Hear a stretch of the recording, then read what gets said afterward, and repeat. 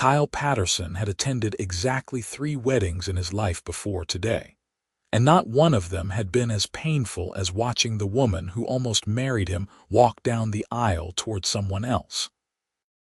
He stood near the back of the elegant ballroom, champagne flute in hand, watching Jennifer exchange vows with a man whose name he could barely remember through the haze of conflicting emotions swirling in his chest. The reception was in full swing now, the ceremony mercifully behind him. Kyle loosened his tie and made his way toward the open bar, nodding politely at familiar faces who seemed surprised to see him here at all. He supposed he looked like a glutton for punishment, showing up solo to his ex-fiancée's wedding barely 8 months after their breakup. But Jennifer had insisted on inviting him, and despite every rational bone in his body screaming at him to decline, he had accepted. Maybe it was closure he was after. Maybe it was proof that he could handle seeing her happy without him. Whatever it was, he needed another drink to get through it. The bartender was mixing something elaborate for a group of bridesmaids when Kyle approached. He waited patiently, studying the amber liquid in his glass and wondering if leaving now would be more or less awkward than staying another hour. The financial consulting firm he had built from nothing had consumed most of his 20s, and at 31, he had the kind of wealth that made his college friends joke about buying him drinks, even though he always picked up the tab. None of that money could make this evening easier. Weddings are either beautiful or unbearable, and I cannot decide which category this one falls into, a woman's voice said beside him. Kyle turned to find someone he did not recognize leaning against the bar, her dark auburn hair falling in loose waves past her shoulders. She wore a deep green dress that suggested she was a guest rather than part of the wedding party, and her hazel eyes held an amused glimmer that contradicted the tired set of her shoulders. Could be both, Kyle replied, surprised to find himself engaging. He had planned on drinking quietly and avoiding conversation, fair assessment. She flagged down the bartender with an easy gesture. "Gin and tonic, please, heavy on the gin." When she turned back to Kyle, she extended her hand. "Clara Emerson." Friend of the groom, unfortunately obligated to attend. Kyle Patterson. Friend of the bride, also unfortunately obligated. He shook her hand, noting the firm grip and the calluses on her palm that suggested she did more with her hands than push paper. Clara laughed, a genuine sound that made something in Kyle's chest unknot slightly.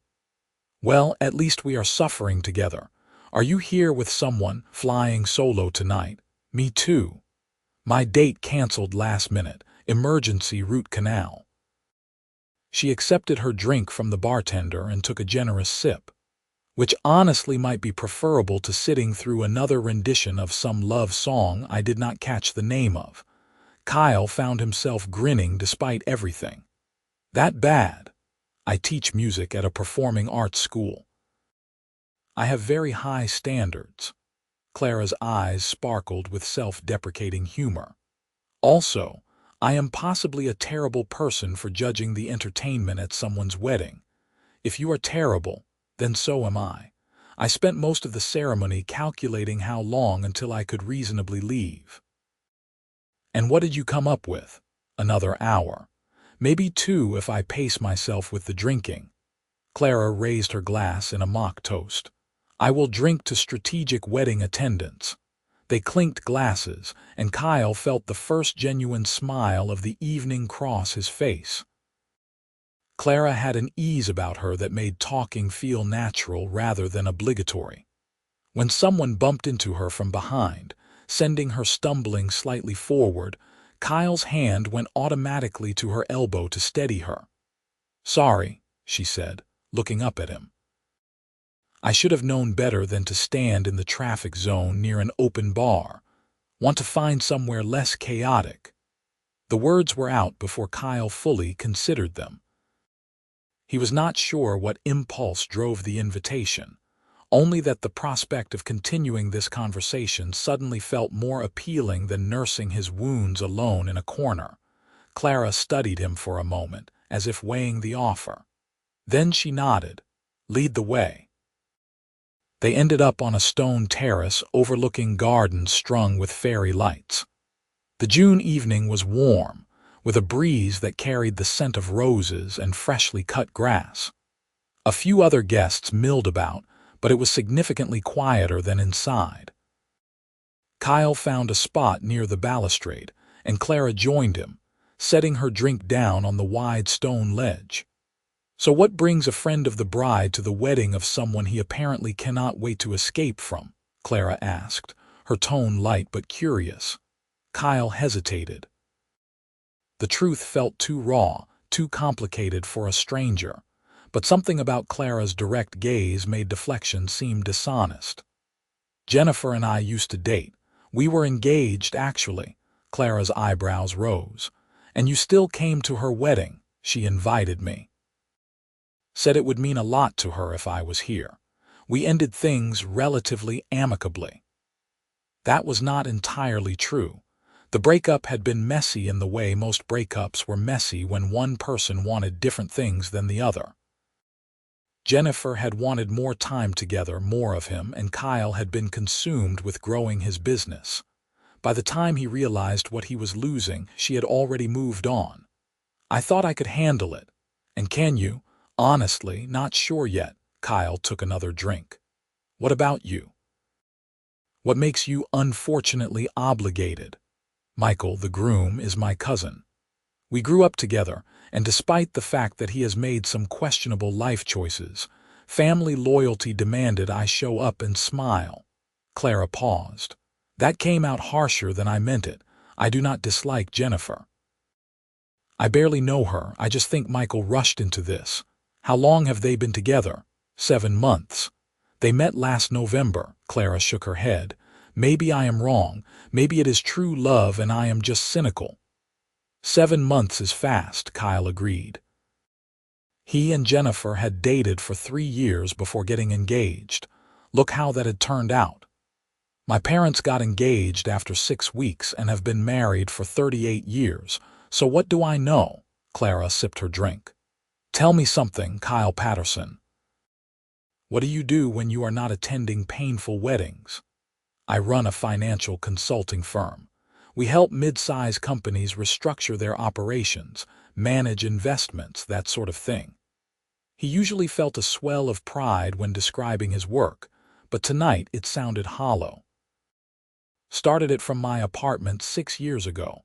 Now we have offices in 3 cities. Clara let out a low whistle. "Impressive. So you are successful and masochistic enough to attend your ex's wedding. Quite the combination. What about you? You mentioned teaching music." "At Riverside Performing Arts Academy. I teach piano mostly, but I also direct the school orchestra and help with music theory classes." Her face lit up when she talked about it, animation replacing the earlier tiredness. "The kids are incredibly talented. Sometimes frustratingly so because they make me look bad. Somehow I doubt that. You have not heard me play recently. I have been so focused on teaching that my own practicing has suffered." Clara traced a finger along the rim of her glass. "But I love it. The teaching, I mean. Watching students discover something in the music that clicks for them is worth every headache." They talked easily after that, the conversation flowing from music to business to the absurdity of wedding traditions. Kyle learned that Clara had studied piano performance at a conservatory in Boston before deciding she preferred teaching to performing. That she had a younger brother who worked as a wildlife photographer and sent her pictures from remote corners of the world. That she lived alone in a small house with a garden she was perpetually trying to keep alive, despite having what she called aggressively brown thumbs. Kyle found himself sharing more than he had intended.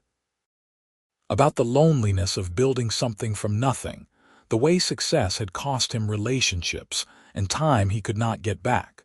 About his parents in Oregon who kept asking when he would settle down, as if he could schedule falling in love between board meetings. "You regret it?" Clara asked.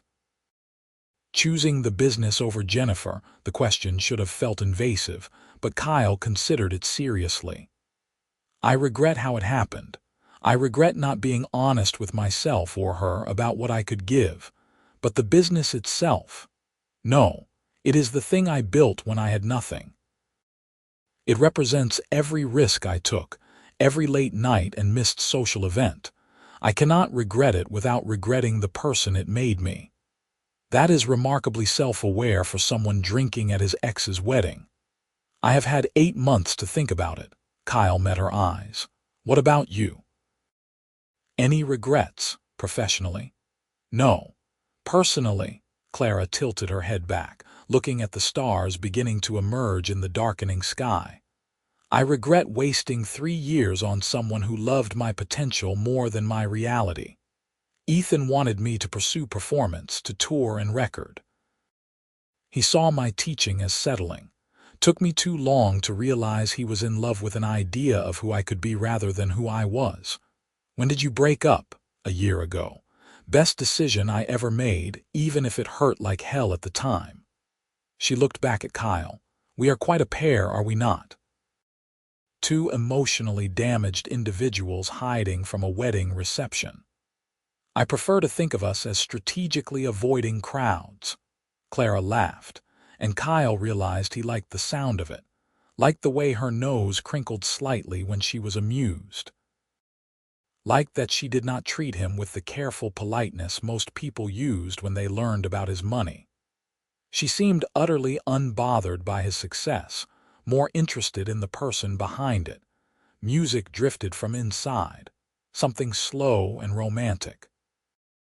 Through the glass doors, Kyle could see couples swaying on the dance floor. Jennifer and her new husband were at the center, wrapped in each other's arms, oblivious to everything else. He waited for the stab of pain, but it did not come. Instead, he felt something closer to relief. She looked happy. Genuinely happy in a way she had not been with him toward the end. "You okay?" Clara's voice was gentle. "Yeah, I think I actually am." Kyle turned away from the scene inside. "This might sound strange, but I am glad I came tonight. Not for the reason I thought I would be, but still. Because you got closure. Because I met you." The words hung between them, honest and unguarded. Clara's expression shifted, surprise giving way to something warmer. "That might be the nicest thing anyone has said to me in months. I find that hard to believe. Believe it. My social life consists primarily of my students, my cat, and my best friend who just had twins and barely has time to text." Clara finished her drink and set the glass down with a decisive clink. "Kyle Patterson, would you like to get out of here? I thought you would never ask." They made their exit quietly, slipping away without lengthy goodbyes. Kyle left his gift on the table and followed Clara through the gardens to the parking lot. The fairy lights cast dancing shadows across the path, and somewhere in the distance, a fountain burbled peacefully. "Where is your car?" Clara asked. "The black Audi on the left, you, the ancient Honda with the questionable paint job." She pointed to a vehicle that had definitely seen better days. "Before you judge, she runs perfectly, mostly." "I was not judging. You were absolutely judging. I saw your eyes widen." Clara grinned. "Not all of us can afford fancy German engineering." Kyle wanted to say he could easily buy her a new car, that money was not an object, but he bit back the words. That was not what this moment was about. Instead, he said, "Want to grab coffee somewhere?" "I know a place that stays open late." Clara checked her phone. "It is almost 10. Do you drink a lot of late-night coffee?" "I do when I want to keep talking to someone without alcohol lowering my inhibitions." "Smart man." She pocketed her phone. "Lead the way, I will follow you." The cafe Kyle had in mind was a 20-minute drive, tucked into a neighborhood most tourists never found. It catered to artists and insomniacs, with mismatched furniture and local artwork covering every wall. At this hour on a Saturday, it was moderately busy but not crowded. Kyle ordered a black coffee and Clara got something complicated involving lavender and honey. They claimed a corner table near the window. Clara kicked off her heels with a satisfied sigh and curled her legs underneath her. Much better. Those shoes are torture devices disguised as fashion. Why wear them? Because they make my legs look amazing and I am vain enough to suffer for it. She took a sip of her drink and made a content sound. Oh, this is perfect. How did you find this place? I used to come here a lot when I was starting the business. Could not afford an office, so I would camp out here with my laptop and nurse one coffee for hours while I made cold calls and drafted proposals. Kyle glanced around the familiar space. The owner, Marcus, never once asked me to leave. Sometimes he would bring me free refills when he could tell I was having a rough day. That is incredibly kind. He said everyone deserves a place to dream. I never forgot that. Kyle had sent Marcus a substantial check when his business took off, along with a note thanking him for the generosity that had made a difference when it mattered most. Marcus had framed the note behind the counter. I try to come back when I can. Reminds me where I started. Clara studied him with open curiosity. You are not what I expected. What did you expect? I do not know. Someone more arrogant, maybe. You built a successful company from nothing. Most people would lead with that, make sure everyone knew how impressive they were. I spent enough years having doors slammed in my face to stay humble. Kyle traced the rim of his mug. Besides, what is the point of success if you become insufferable in the process? I like that philosophy. Clara leaned forward, propping her chin on her hand. Tell me something else about yourself, something you do not usually share. Kyle thought for a moment. I wanted to be a teacher when I was younger, high school economics or maybe history. I loved the idea of shaping how young people saw the world. What changed? Reality. Student loans, mostly. I needed to make money and teaching was not going to cut it. So I pivoted, took a job at a consulting firm that worked me 80 hours a week for mediocre pay. Learned everything I could and then struck out on my own. He paused. I still think about it sometimes. What that alternate version of my life would have looked like. You could still do it. Teach, I mean. Maybe as an adjunct at a university, sharing what you have learned about business. Maybe. Kyle had never seriously considered it, but hearing Clara suggest it made the idea seem possible. What about you? Any alternate lives you think about?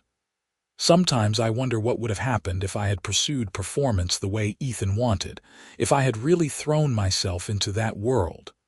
Clara wrapped both hands around her cup. But honestly, I think I would have been miserable.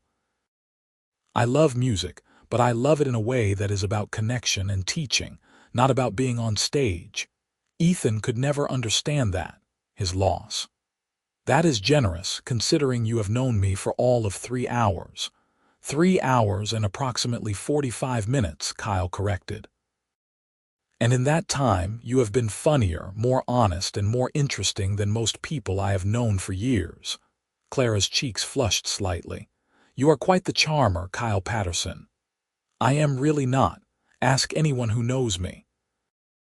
I am terrible at small talk and worse at reading social cues, but you make it easy. He met her eyes across the table. I like talking to you. I like talking to you too.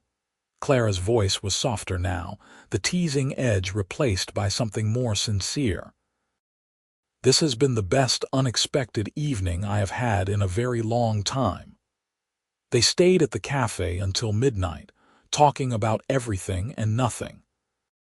Kyle learned that Clara's favorite composer was Debussy, that she had a scar on her knee from falling off a bike at age 12, that she believed pineapple on pizza was a crime against humanity. Clara learned that Kyle had never seen any of the Star Wars movies, that he ran 5 miles every morning before work, that he had a secret weakness for trashy reality television. When the cafe began closing up, they walked slowly to the parking lot. The night had cooled considerably, and Clara shivered slightly in her thin dress. Without thinking, Kyle shrugged off his suit jacket and draped it over her shoulders. "You do not have to," she protested, but she pulled it tighter around herself. "I want to." They reached Clara's car first. She turned to face him, still wrapped in his jacket. "Thank you for tonight, for making a potentially awful evening into something memorable." "I should be thanking you for the same thing." Kyle hesitated, not wanting the night to end but unsure how to extend it. "Can I see you again?" "I was hoping you would ask." Clara pulled out her phone. "Give me your number." They exchanged information, fingers brushing as Clara handed back his phone. The touch was brief but electric, sending a jolt of awareness through Kyle. From the way Clara's breath caught, she felt it too. "I should let you go," Kyle said, even though every instinct told him to stay. "Yeah, you should." But Clara did not move. "Kyle." "Yeah. Tonight was not just some rebound thing for me. I know we met under strange circumstances, but I want you to know I do not usually do this. Connect with someone this quickly." "Neither do I." Kyle reached out and tucked a strand of hair behind her ear, a gesture that felt both intimate and natural. "But I am glad we did." Clara smiled, and it transformed her entire face. "Me too. Text me tomorrow." "I will." They said their goodbyes, and Kyle watched her drive away before heading to his own car. He sat in the driver's seat for a moment, trying to process the unexpected turn the evening had taken. He had gone to that wedding expecting pain and discomfort, bracing himself for a night of regret and what-ifs. Instead, he had met someone who made him laugh, who challenged him, who looked at him like he was just a person rather than a bank account or a business success story. His phone buzzed before he even started the engine. A text from an unknown number that had to be Clara. "Just so you know, I am keeping your jacket hostage until you agree to see me again. Consider it insurance." Kyle laughed and typed back, "That jacket is one of my favorites." "I guess I will have to see you again to get it back. How about dinner this week?" The response came quickly. "Tuesday. There is an Italian place near my school that does incredible pasta. Perfect. 7 o'clock. It is a date. Drive safe, Kyle Patterson. You too, Clara Emerson." Kyle drove home with his windows down, letting the cool night air rush through the car. His penthouse apartment overlooked the city, all glass and modern lines that had impressed Jennifer but had never quite felt like home. Tonight, though, the emptiness did not bother him. He was too busy thinking about Tuesday, about seeing Clara again, about the possibility of something beginning just as something else had finally ended. He texted her when he got home, just to make sure she had made it back safely. She responded with a photo of a large orange cat sprawled across a piano bench, captioned, "Bernard says hello and demands to know who has you texting at this hour." Bernard is a great name for a cat. Tell him I am just a guy who met an interesting woman at a wedding. He is skeptical but willing to reserve judgment. I, however, am not skeptical at all. Good night, Kyle. Good night, Clara. Sweet dreams. Kyle fell asleep that night with a smile on his face, the memory of Clara's laugh echoing in his mind. The next few days passed slowly.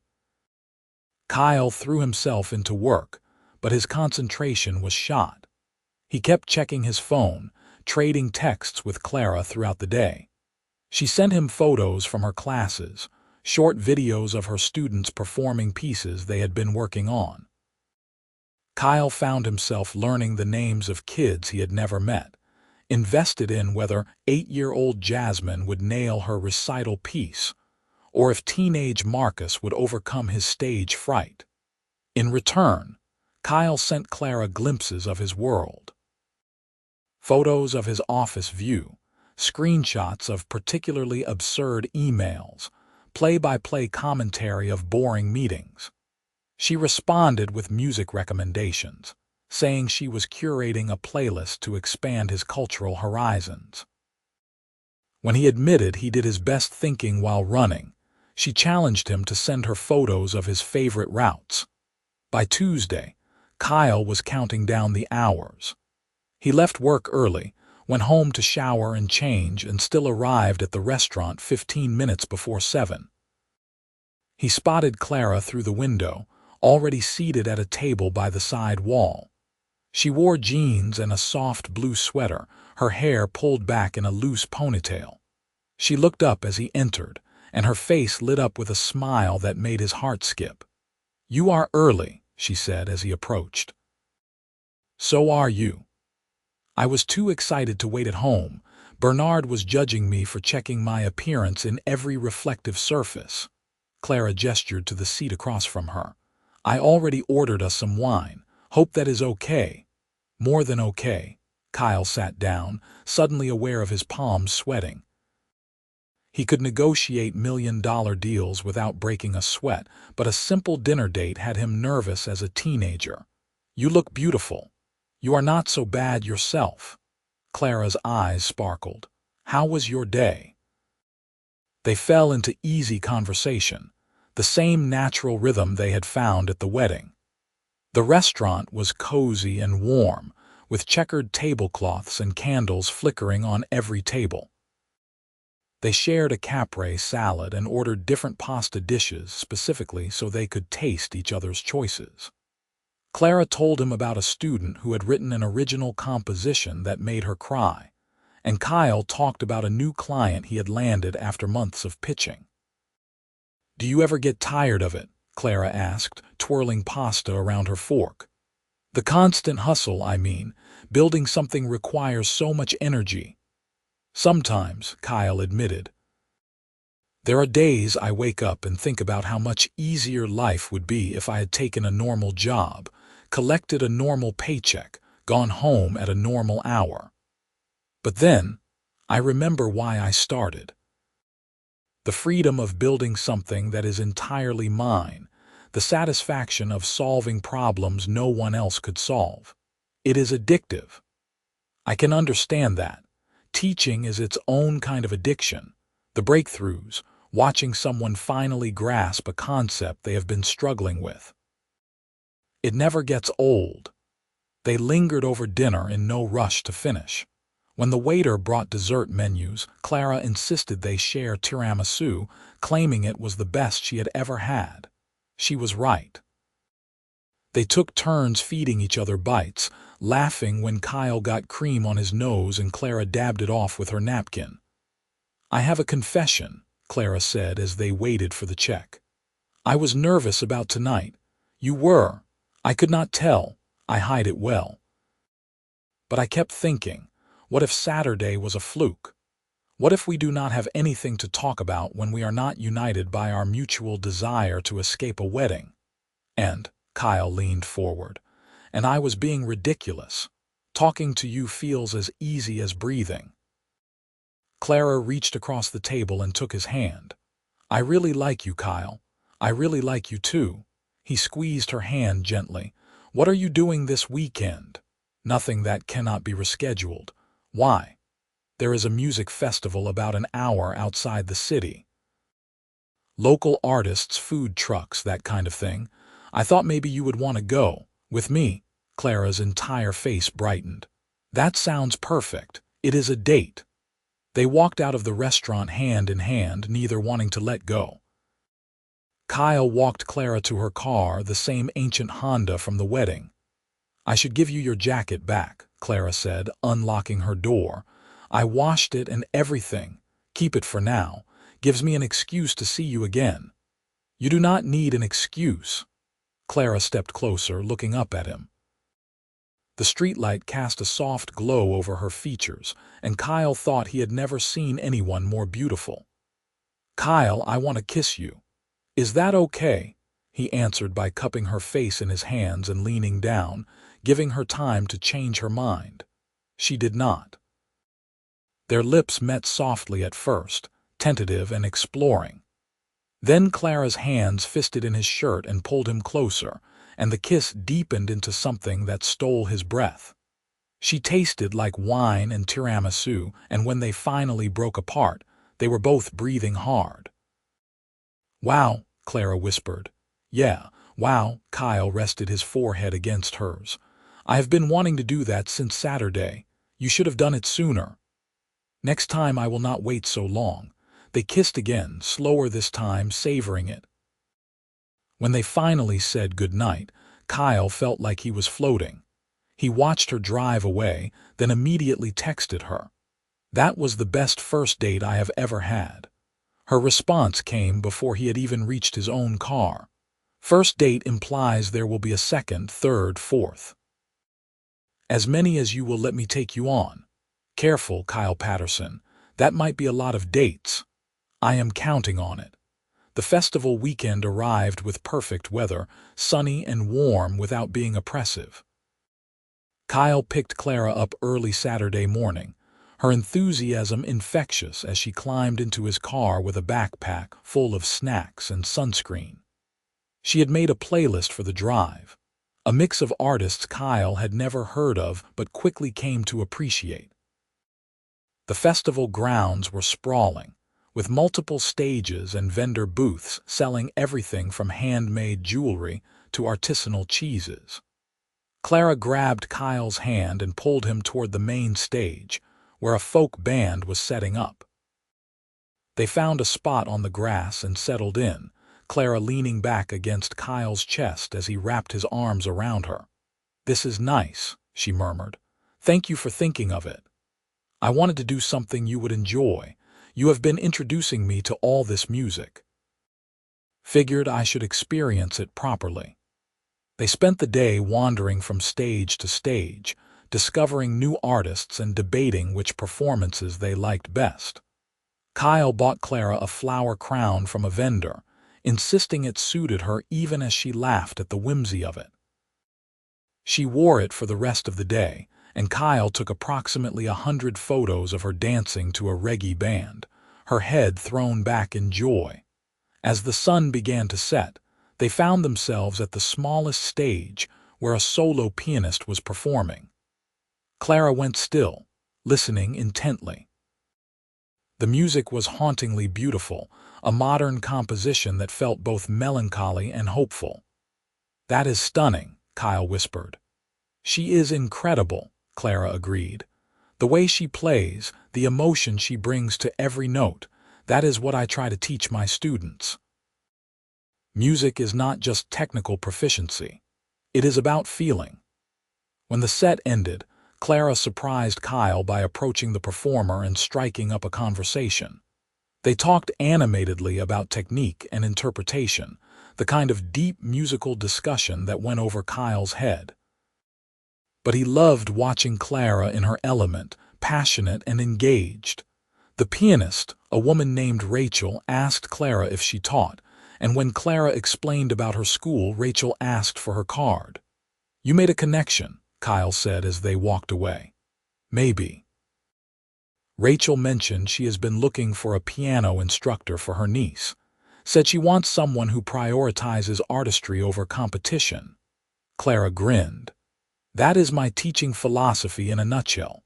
As darkness fell, the main stage lit up for the headliner. Kyle and Clara found a spot on the hillside, sharing a blanket and the last of their snacks.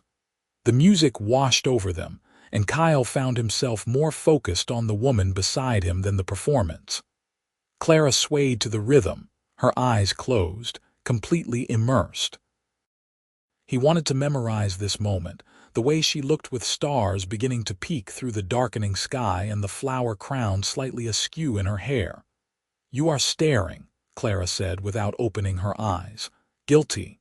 She opened her eyes and turned to face him. "Why?" "Because I am trying to figure out how I got this lucky." Kyle brushed a strand of hair from her face. "A week ago, I thought I was going to a wedding to torture myself over what I lost. Instead, I found something I did not know I was looking for." Clara's expression softened. I know the feeling. I had convinced myself I was fine alone, that I did not need anyone, that relationships were more trouble than they were worth. Then you showed up at that open bar and made me laugh, and suddenly alone seemed like the loneliest thing in the world. They kissed as the music swelled around them, the world fading until there was nothing but the two of them and the electric connection sparking between them. When they broke apart, Kyle knew with absolute certainty that he was falling for her, fast and hard and completely. The drive home was quiet, both of them tired but content. Clara dozed off against the window and Kyle drove carefully, not wanting to wake her.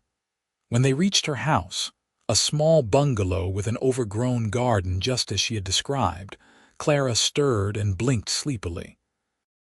Sorry, I did not mean to fall asleep on you. Do not apologize, you looked peaceful. Kyle put the car in park. Today was perfect, it really was. Clara unbuckled her seatbelt but made no move to get out. Do you want to come in? I make a mean cup of tea, and Bernard would never forgive me if I did not introduce you properly. Kyle knew what she was really asking, the invitation hanging between them.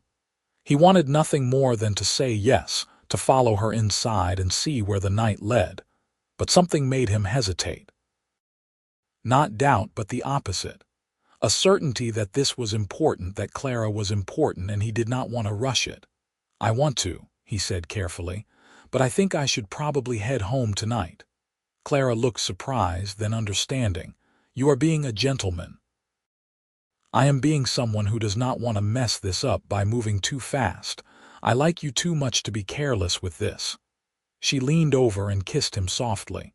You are making it very difficult not to fall for you, Kyle Patterson. Good, that is the plan. He kissed her back. I will call you tomorrow. You better. Kyle waited until she was safely inside before driving away. His phone buzzed a few minutes later with a photo of Bernard the cat sitting on a piano bench, looking supremely unimpressed. The caption read, Bernard says you passed the test by not overstaying your welcome. High praise from him. Tell Bernard I am honored, and tell yourself I am already planning when I can see you again. Monday, we could grab lunch. I have a break between 11 and 1. Perfect. I will pick you up from school. Monday came, and Kyle found himself pulling into the parking lot of Riverside Performing Arts Academy. The building was an old converted warehouse, bright murals painted on the exterior and music drifting from open windows. Clara met him at the entrance and Kyle could not help but kiss her hello, earning a few giggles from students passing by. You are going to ruin my professional reputation, Clara said, but she was smiling. Too late now. Kyle took her hand. Where do you want to eat? There is a deli around the corner that is fast and good. I only have an hour.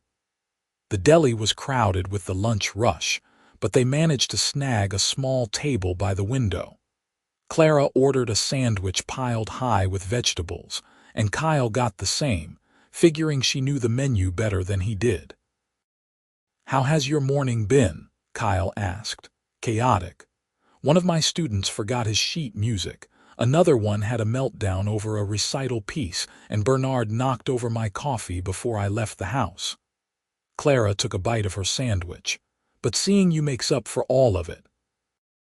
Glad I could help. My morning was dull in comparison. Conference calls and budget reviews. Riveting stuff.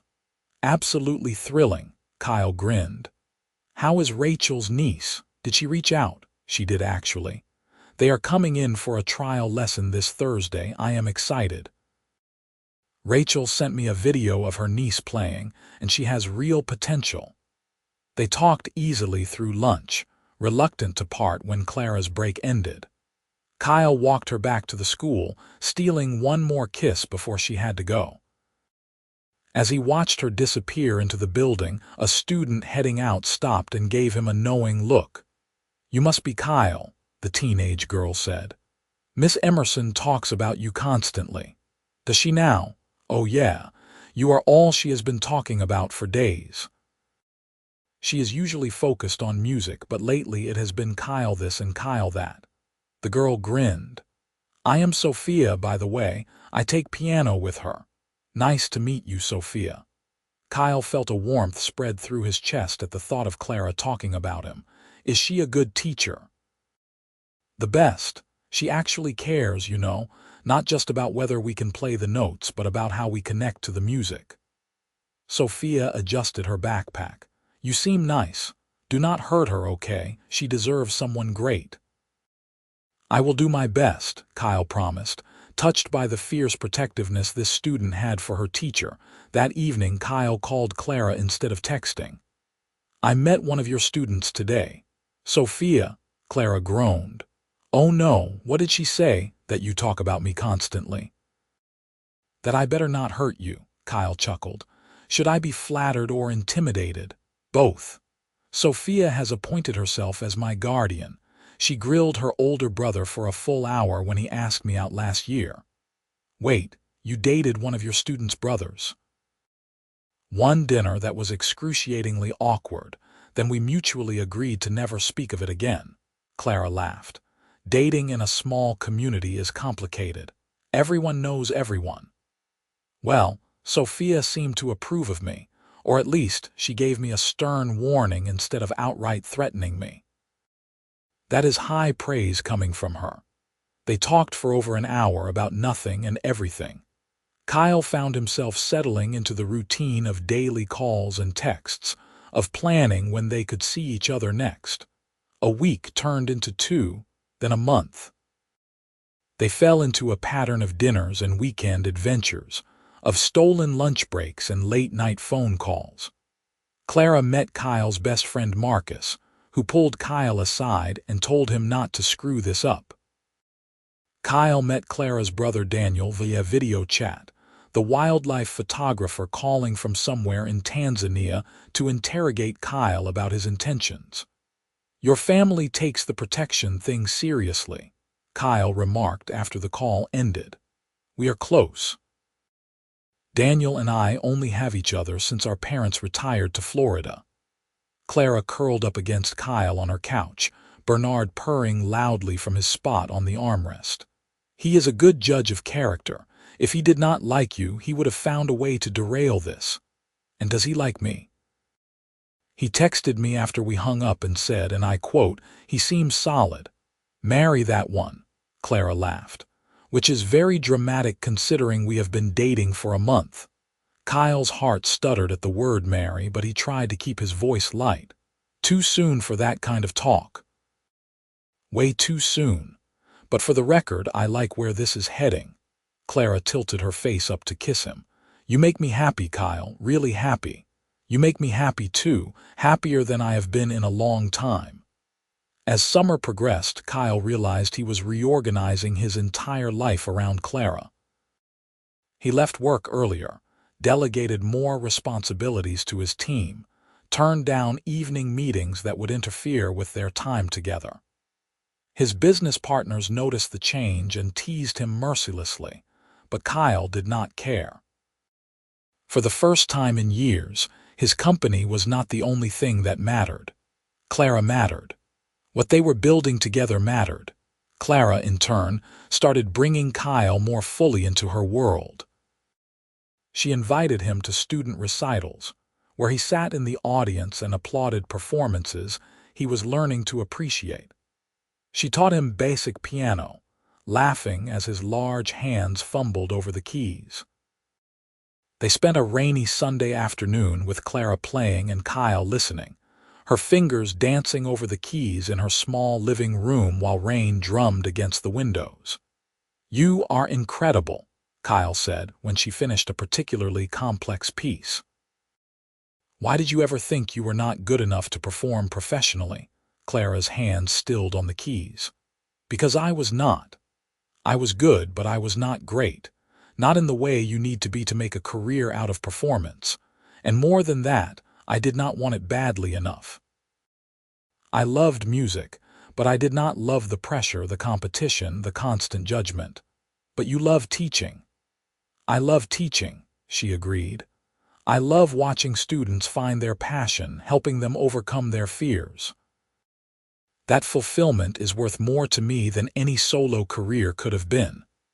Kyle crossed the room and pulled her up from the piano bench, wrapping his arms around her. You know what I love about you. You know exactly who you are. No pretense, no trying to be something you are not. Just Clara, confident and real and perfectly herself. I love that about you too. You built this empire but never lost sight of why you were building it. You care about your people, your clients. You are not just chasing money for the sake of it. They kissed, slow and deep, the kind of kiss that led them to Clara's bedroom for the first time. They took their time exploring each other, learning what made the other sigh or gasp. Kyle had been with other women, but this felt different. More intense, more meaningful. When Clara whispered his name and pulled him closer, he knew with absolute certainty that he was in love with her. Afterward, they lay tangled together, the sound of rain creating a peaceful backdrop. Clara traced patterns on Kyle's chest, her head resting in the crook of his shoulder. Kyle. I am falling in love with you. Her voice was quiet, almost hesitant. I know it has only been 2 months and maybe that is too fast, but I cannot help it. You make everything feel right. Kyle tilted her chin up so he could see her face. It is not too fast. I am falling in love with you too. Have been since that first night at the open bar when you made me laugh and forget why I was there. Clara's eyes shimmered with tears, happy ones. Really, really. I love you, Clara Emerson. Your passion, your kindness, the way you see the best in people. The way you look at me like I am not just a bank account or a business, but someone worth knowing. You are worth knowing. You are worth everything. Clara kissed him, and they lost themselves in each other again, the rain outside fading into white noise. The next few months were the happiest of Kyle's life. He and Clara settled into a relationship that felt both exciting and comfortable, the kind of love that grew deeper with each passing day. They navigated the challenges of busy schedules and different worlds with surprising ease. When Clara had evening rehearsals or weekend recitals, Kyle was there. When Kyle had important presentations or late nights at the office, Clara brought him dinner and kept him company. Clara's students adopted Kyle as an unofficial mascot, greeting him enthusiastically whenever he appeared at the school. He started sponsoring scholarships for students who could not afford lessons, working with Clara to identify talented kids who needed financial help. Watching Clara light up when she told students they had received funding made every dollar worth it. Kyle's colleagues and clients noticed the change in him too. He smiled more, stressed less, approached problems with a clearer head. His business thrived not despite his relationship with Clara, but because of it. Having something outside of work to care about gave him perspective he had been lacking. They took a trip to Oregon to visit Kyle's parents for Thanksgiving. His mother fell in love with Clara immediately, the two of them bonding over gardening despite Clara's admitted black thumb. His father pulled Kyle aside after dinner. "She is special, son. Do not let this one get away." "I do not plan to," Kyle assured him. Christmas came, and Clara took Kyle to Florida to meet her parents. They were warm and welcoming, clearly delighted that their daughter had found someone who made her so obviously happy. Clara's brother Daniel managed to coordinate his travel to overlap with their visit, and the 4 Emersons plus Kyle spent a chaotic, wonderful few days together. "Your family is incredible," Kyle told Clara as they walked along the beach on their last evening. "They adore you. My mom told me this morning that if I did not marry you, she would disown me," Clara laughed.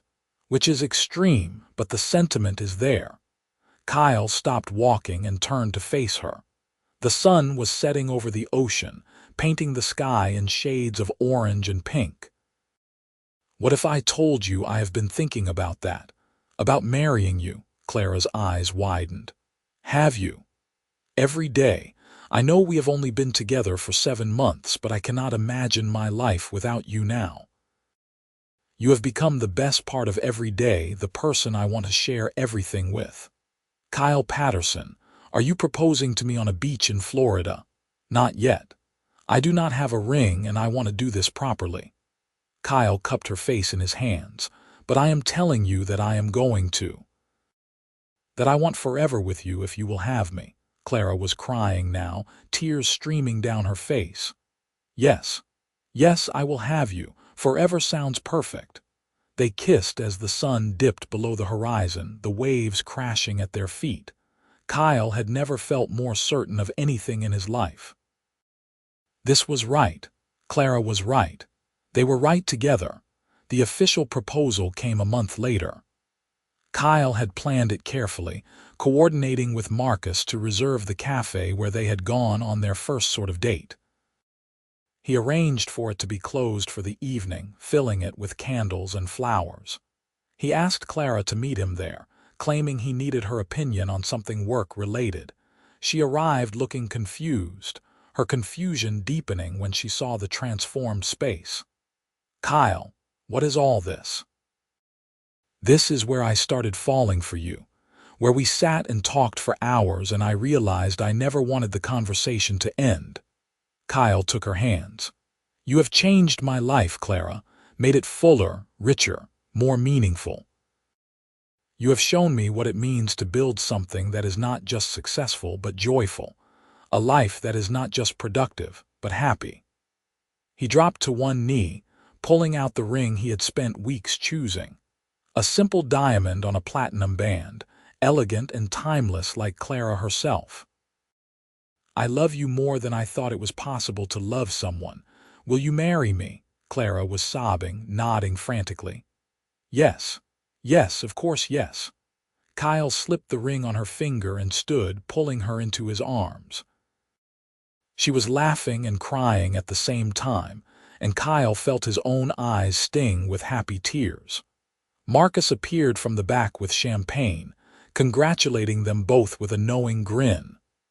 I knew from the first time you brought her here that she was the one, Marcus said. Congratulations, both of you. They called their families that night, sharing the news to excited screams and congratulations. Clara's brother promised to fly back for the wedding no matter where in the world he was. Kyle's parents started immediately planning to visit and help with arrangements. The engagement stretched through the winter and into spring. They set a wedding date for the following September, giving them time to plan without rushing. Clara insisted on something relatively small, just close family and friends. Kyle agreed, wanting whatever made her happy. They moved into Kyle's penthouse together that spring, Clara bringing her piano and Bernard, and 1,000 little touches that made the space finally feel like home. Kyle loved coming back from work to find Clara practicing, or grading student assignments, or singing along to music while she cooked. The domestic bliss he had never thought he wanted turned out to be everything he needed. I have been thinking, Clara said one evening as they prepared dinner together, about after the wedding. What comes next? What are you thinking? I want kids. Eventually, I mean. Not right away, but in a few years.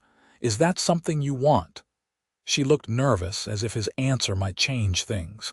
Kyle set down the knife he had been using to chop vegetables and turned to face her fully. I want kids with you. I want everything with you. Clara's relief was visible. Good, because I have been terrified to bring it up. Ethan never wanted children, and that was part of why we did not work. I am not Ethan, and yes, I want a family with you, as many kids as you want whenever you are ready. They kissed, dinner temporarily forgotten. Kyle knew with absolute certainty that the life they were building together was more valuable than any business deal or financial success. Clara had taught him that love was not a distraction from living, but the very heart of it. Summer brought more changes. Clara was offered a promotion to head of the music department at Riverside, a position that came with more responsibility and a significant pay increase. Kyle could not have been prouder, even as Clara agonized over whether to accept. "What if I am not ready?" she asked, pacing their living room. "What if I take this on and I fail?" "You will not fail. Your students love you, your colleagues respect you, and you have more passion for music education than anyone I have ever met." Kyle caught her hand and pulled her to sit beside him. "This is your moment, Clara. Take it." She accepted the position and threw herself into preparing for the new school year. Kyle supported her however he could, listening to her ideas and concerns, celebrating her victories. Watching her thrive made him love her even more. Their wedding day in September was everything they had hoped for. Held in a garden venue overlooking a lake, with close friends and family surrounding them. Clara wore a simple gown that took Kyle's breath away, her hair loose and flowing like the first night they had met. Kyle's hands shook as he slipped the wedding band on her finger, overcome with emotion. "I love you," he whispered. "I love you too," she whispered back. "Forever." They danced their first dance to a song Clara had chosen, something soft and romantic that she had played for him countless times on her piano. Kyle held her close, aware that everyone was watching but only seeing her. "You know what I realized today," Clara said, her head resting against his chest. "What?" "If I had not gone to Michael's wedding, we never would have met. I almost skipped it, made up an excuse. But something made me go, and I found you at that open bar." "Best wedding I have ever attended," Kyle agreed. "Even if it was for my ex. Especially because it was for your ex. If you two had stayed together, I would have missed out on this, on us." Kyle spun her gently, making her laugh. "Everything led us to that moment. Every choice, every heartbreak. It was all worth it to end up here." The reception was filled with laughter and music. Clara's students performed, a surprise they had coordinated with Kyle. The look on Clara's face as her kids played a medley of her favorite pieces made Kyle fall in love with her all over again. They honeymooned in Italy, spending 2 weeks eating incredible food and exploring ancient cities. Clara insisted on visiting every church with a notable organ or piano, dragging Kyle through concerts and impromptu performances. He went willingly, loving her enthusiasm even when he did not fully understand the technical aspects she explained. In Venice, they took a gondola ride at sunset. Clara leaned back against Kyle, watching the city slide past in shades of gold and pink. "Thank you," she said softly. "For what?" "For loving me exactly as I am. For never making me feel like I should be anything other than myself." Kyle kissed the top of her head. "That is the easiest thing in the world. You are perfect exactly as you are." They returned home to their life together, settling into the beautiful routine of marriage. Work and school, dinners and weekends, the thousand small moments that made up a shared life. Bernard continued to rule the penthouse with an iron paw, accepting Kyle only because Clara loved him. A year into their marriage, Clara brought up children again. "I think I am ready," she said one evening.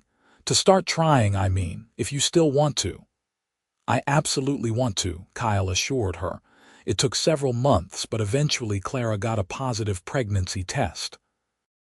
They cried together over the little plastic stick, overwhelmed and excited and terrified all at once. Kyle became immediately overprotective, insisting Clara rest more and let him handle everything. Clara tolerated it for about a week before telling him in no uncertain terms that she was pregnant, not fragile. "Sorry," Kyle said, chastened. "I am just worried about you. I know, and I love you for it, but I can still function like a normal human being." Clara softened. "We are in this together, okay? You do not have to carry everything alone." Pregnancy was harder than either of them expected. Clara dealt with morning sickness that lasted all day, exhaustion that left her falling asleep at strange times, and emotional swings that had her crying over commercials. Kyle did his best to support her, bringing her ginger tea and crackers, rubbing her swollen feet, holding her when she was overwhelmed. Their daughter was born on a snowy February morning after 18 hours of labor. Kyle held Clara's hand through all of it, feeling utterly useless but trying to be whatever she needed. When the baby finally arrived, screaming and perfect, Kyle wept openly. "She is beautiful," he managed, "just like her mother." They named her Lily Catherine after Kyle's grandmother. She was tiny and red-faced and had Kyle's nose, according to Clara. Kyle could not stop staring at her, this perfect little person they had created together. "We made that," he told Clara as they sat together in the hospital room, Lily sleeping in Clara's arms. "We made a whole person. We did." Clara looked exhausted but radiant. "I cannot believe she is ours." Parenthood was exhausting and messy and more wonderful than anything Kyle had experienced. He cut back his hours at work dramatically, wanting to be present for every moment. Clara took a semester off from teaching, focusing on Lily while also adjusting to life with a newborn. They stumbled through sleepless nights and endless diaper changes, learning as they went. Kyle discovered he was surprisingly good at soothing Lily when she cried, something about his low voice and steady presence calming her. Clara was a natural at everything else, intuitive and patient even when exhausted. Bernard, surprisingly, became Lily's protector. The old cat stationed himself near her crib, watching over her with solemn dedication. Clara took 100 photos of Bernard and Lily, documenting the unlikely friendship. "Our family is complete," Clara said one night as they sat together watching Lily sleep. "This is everything I ever wanted." Kyle pulled her closer, kissing her temple. "Me too. You and Lily, you are my entire world. What about your business? It used to be your world. It is still important, but it is not everything anymore. You two are everything." Kyle meant it with his whole heart. The business was successful, thriving even with his reduced hours. But it was just a business. Clara and Lily were his life. As Lily grew, Kyle discovered new depths of love he had not known existed. Her first smile, directed at him one morning when he was changing her diaper, made him cry. Her first laugh, a gurgling giggle when Clara made funny faces, became his favorite sound. He took thousands of photos and videos, documenting every milestone. When Lily was 6 months old, Clara went back to teaching part-time. Kyle adjusted his schedule to be home when she was working, refusing to miss these early months. His business partners understood, several of them parents themselves. They made it work, and if Kyle's income took a slight hit, he did not care. Time with his daughter was worth infinitely more than money. They celebrated Lily's first birthday with a small party in their home. Both sets of grandparents came, along with Clara's brother and Kyle's closest friends. Lily smashed her face into a cake while everyone laughed and took pictures. Kyle held Clara's hand and thought about how much his life had changed in just 3 years. "Happy?" Clara asked, reading his expression. "Deliriously. I keep thinking about that wedding, standing at that open bar feeling sorry for myself. If someone had told me I would end up here with you and Lily, I would never have believed them. Life has a funny way of working out." Clara leaned against him. "I am glad you went to that wedding, glad you were standing at that bar when I showed up. Best decision I ever made." They kissed while Lily babbled happily, cake smeared across her face. Kyle thought about the journey that had brought them here, all the wrong turns and heartbreaks that had led to this perfect moment.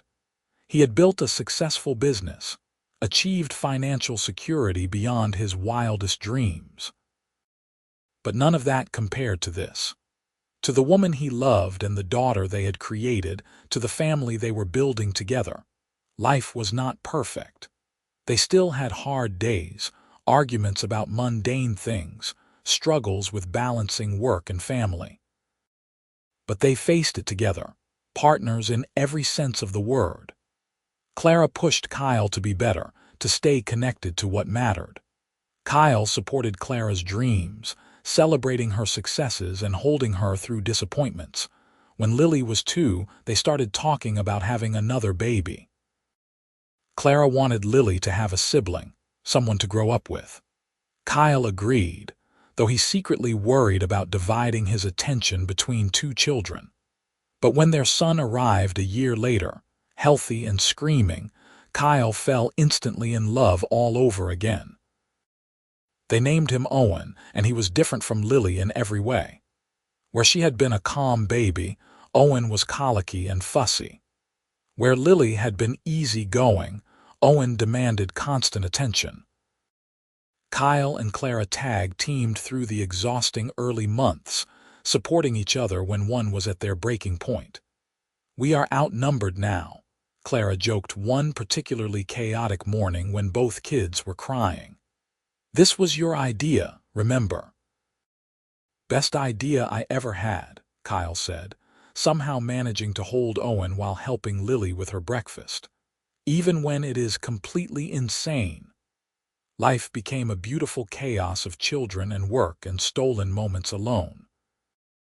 Kyle and Clara learned to find time for each other in the cracks, date nights when the grandparents babysat, quick kisses in the hallway between bedtime stories. Their love deepened, tested by the stress of parenting but ultimately strengthened by it. Kyle thought often about the man he had been before Clara, consumed by work and chasing success that never quite satisfied. He barely recognized that person now. The Kyle who showed up to his ex's wedding had been lost, going through the motions of a life that looked good on paper but felt empty. Clara had changed everything, showing him what truly mattered. On their 5th wedding anniversary, Kyle arranged for the kids to stay with his parents for the weekend. He took Clara back to the cafe where he had proposed, now a regular spot for them. Marcus greeted them warmly, giving them their favorite corner table. 5 years, Clara said, raising her wine glass. "It has gone by so fast. Best 5 years of my life." Kyle clinked his glass against hers. "Thank you for saying yes, for choosing me, for building this life with me. Thank you for finding me at that open bar, for seeing me, really seeing me from the very first conversation." Clara's eyes shimmered with happy tears. "I love you, Kyle, more now than even on our wedding day. I love you too, more than I can properly express." Kyle reached across the table and took her hand. "Here is to the next 50 years, to more chaos and laughter and love than we can handle. To forever," Clara agreed. They toasted their future. 2 people who had found each other at the most unexpected moment and built something extraordinary together. The journey had started with a chance meeting at an open bar during a wedding Kyle had dreaded attending. It had led to everything that mattered: love, family, a life rich with meaning. Kyle would never regret attending Jennifer's wedding, not when it had brought him Clara. Not when that one evening had set into motion the most important relationship of his life. Sometimes the universe worked in mysterious ways, breaking your heart just so it could lead you to exactly where you needed to be. And for Kyle Patterson and Clara Emerson Patterson, that place was together. Always and forever together, building a life full of love, laughter, and more happiness than either had ever imagined possible. Their story had started at an open bar with 2 strangers looking for an escape. It had become an epic love story, the kind that proved fairy tales were real if you were brave enough to open your heart when the moment came.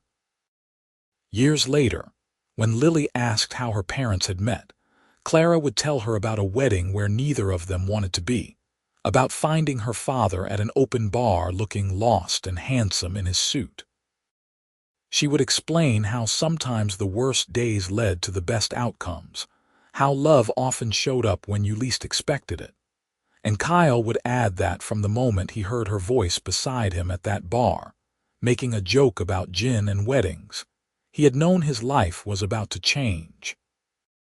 He just had not realized how completely, how wonderfully, how perfectly everything would fall into place.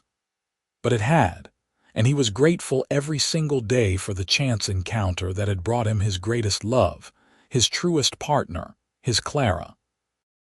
Their love story was not perfect, but it was real, full of ordinary moments made extraordinary by the people sharing them. It was messy and beautiful, and exactly what both of them had been searching for without knowing it. And it all started because a young millionaire attended his ex's wedding alone and met the love of his life at the open bar.